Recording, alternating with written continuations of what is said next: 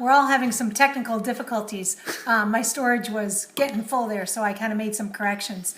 So hopefully you watched part 1. I named that on YouTube, Figure Drawing of a Gesture Part 1, and YouTube Miss Benanto.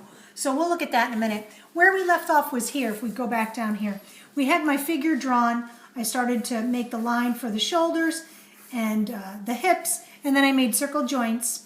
And here I started to draw out a little triangle form, which is like where your hip bones would be and your waist. But it's good. I always think kind of like where underwear would be. You kind of need this because this is where your legs are going to come out of. So it's really important. Any gesture drawing that you start, this is what you have to do to start. You have to draw this, and it'll totally work out. Next, what I'm going to do is look for the circle joints for her knees. And I see that there's a knee here, so I drop it here. And then this one's a little bit higher, so I'm going to place this up a little more. This is what your beginning should look like for any gesture you're going to do.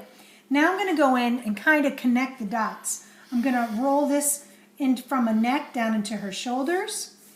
I'm going to follow that shoulder line, and sometimes it cuts it off a little, like this and this. And this hand came out a little bit, so I kind of make these cylinders. I'm going to come over here, go like this and this. And this one's more flush against her body, so this and this. At this point for hands, I'm just going to kind of make a little glove looking thing. And the same thing on the opposing side. Now, this is perfect. You have to go from underneath now, where the armpits would be, into the underwear kind of triangle line that we made. So I'm going to just bring this in here and in here. And you can change how wide or how thick this is based on if you're doing an athlete or a girl figure.